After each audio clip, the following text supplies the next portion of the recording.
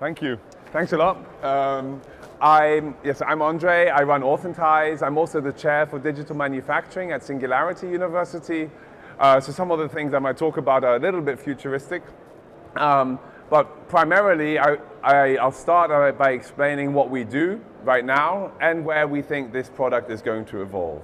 So what we do right now is a manufacturing execution system for additive that is connected to machines and uses that data to make your process smoother and faster.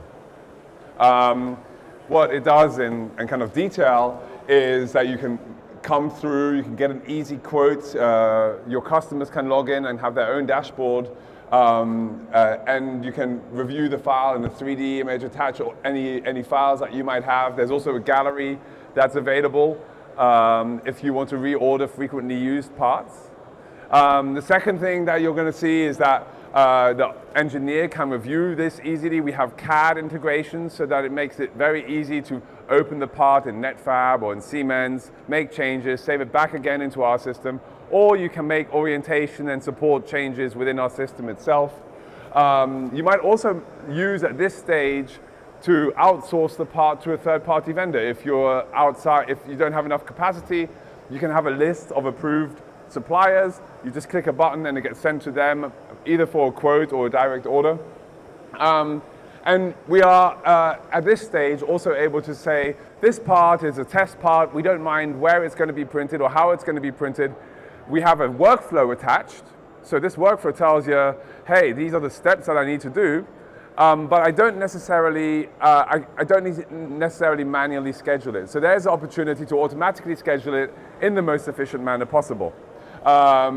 Once it's scheduled, either manually or automatically, you then review it, monitoring the part. There's obviously the process steps that are digital, so you've got direct connectivity to the machine, and you can use that data to understand the order status at any given moment. We directly retrieve it or create a traceability report automatically. But there are also many steps in the additive process, especially in metal, that are manual and not digitally integrated. So we have an app with a digital traveler that gets printed out, and you are able to then update the order on the shop floor. And what's interesting is that while you're doing that, you can also ask the operator to feed back certain data. So you can force them to take a measurement and enter that test result. Or you can do a work instruction check to say that, hey, you've cleaned the build plate, or you've inserted this part of the tool. So there are work instructions as a part of the system that as the operator is going through and scanning parts in, they are reminded to complete those steps. And all of that data eventually lands in a report, in a single traceability report that you can see on the left side here. But what's nice about this is that traceability report is also formattable. So we have worked with TÜV Süd, for example, to have part certification reports that are between 50 and 70% completed with the data that is generated during the build process itself. So by the time you're finished getting the part done, most of your reporting is also done. It's only the additional steps that you might have to add into the report manually later on. So that's the basic functionality of the tool. And what this tool really does is help you create contextual data. In manufacturing today, all of the stories on Industry 4.0 that you have heard have typically two use cases. One is analytics, which is a colorful way to entertain managers, and one is predictive maintenance, which is an insurance product, and nobody likes paying for insurance. And the simple reason for this lack of good use cases in Industry 4.0 is that there's not enough contextual data. Those two applications can be built, that I just mentioned, can be built on sensor feedback. So that sensor feedback can be dumb. It doesn't matter what that machine is currently producing. But if you want to have a full gamut of industrial applications on top of your data, you need to know what is that product, what customer does it come from, what material is being used, and you need to be able to send all of that contextual information to the app that needs to use it. So we are collecting all of that data, and we're making it available in a range of different ways right now. So we have analytics dashboards, you can access it via APIs. We also have a very neat integration into Microsoft Flows, which is a no-code platform that allows simple operators to come in and say, I want a CSV report with these columns, please export it. And they don't need to customize it through us, they just go and click it their own workflow. Or they can say, send me a text message if there is a print worth more than $5,000. Or they can say, if the O2 level in this machine rises above this, then turn on this IoT-enabled light. There are a lot of different opportunities for engaging with the data. But what I'm excited about is the next stage. Because what we realize is that the other tools in manufacturing that collect data are no good at collecting contextual data. You either have PLM systems or ERP systems that capture the order that comes from the customer, but are really very dumb when it comes to the manufacturing process.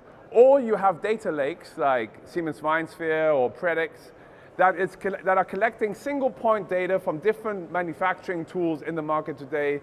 They might be sensor feedback, for example, or tools like that. But it's only MES systems, and we have done more experimentation with data than most, that allow you to capture the whole contextual data. And it's that data that we're building up on now. It's because the tools that used to be manual are increasingly algorithmic. Those features that you used to use to do mesh shielding, for example. 3 years ago, everybody was concerned about mesh shielding, and what we're now realizing that is a process that has disappeared behind CAD, has disappeared into the machine. The same thing is happening with orientation, support, nesting, all the different process tools. And so the digital thread, as it were, that is being established is getting ever and ever tighter, because all of the tools that you might have opened a different window or opened a different tool to use can now be integrated into one smooth platform, right? And it doesn't mean that I, Authentise, or another company, Siemens, has to create all of those tools. The point is that through APIs, you can easily connect tools from different actors and connect them together. So that's our benefit at the moment, is why more data can be created. And on top of that contextual data that is being created, we're building now a range of new tools that we're really excited about. One, we've already started. One is digital benchmarking, and we're working with EOS, Additive Minds on this, so that we can collate information that comes both from a sensor feedback and manual data entry from the operator, questionnaires that are issued to the operator, as well as machine data that we observe, as well as the data from the process data, and we can give the operations a 360-degree view of how they're performing versus other operations in a similar setting, without them really having to complete a lot of actions. The second application that we're building on top is a tool that allows a buyer to monitor the production of their parts at their subcontracting level. Right now, these are typical purchasing processes. And a buyer might come and say, I want 10 of these parts, and they hear back from the job shop 2 months later and say, oh, by the way, 2 of them are delayed, or 2 of them broke, or there's been a problem, here's the manual test report. With the tools, the data thread that we are creating, we're able to combine a real-time insight to the buyer and tell them, hey, your part is exactly in this machine, the sensor feedback is these are the data, this is the data that's coming back from the machine, and we are able to give them a capacity, understanding of spare capacity, we're able to give them a status on their part, we're able to give them a real-time quality information. So operators are increasingly, buyers are increasingly looking for this level of detail. Of course, the suppliers are saying, okay, this might be a problem, but there is an opportunity for us to engage, and there are 2 of our customers are now in the process of working with their suppliers to bring them onto a platform like this. Because once you've got a digital thread, it's very easy to start unlocking that data and providing it as a separate tool. The third tool that we've been talking about is the ability to have an intermediary between the machines and the OEM of that machine. So if you are a company that has HP machines on the shop floor, and you want to be able to if you are a company that has HP machines, HP might come to you and is coming to you and saying, I want to have access to the data that machine is generating. Anybody want to share that data without controlling it? No. Authentise already collects that data from the machine, so it's relatively easy for us to build a filter on and allow you to control exactly which data points are being sent to the OEM for predictive maintenance or for other value-added services. So these are three of the applications that we're building on top of the contextual data that MES platforms can create. It's exciting because it's been a fair long slog, 3 or 4 years of building a tool that can really create a coherent digital thread.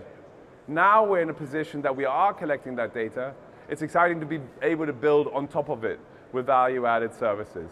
If you have any that you can think of, or you want to talk more about the MES tool that I presented today, please be in touch. Thank you.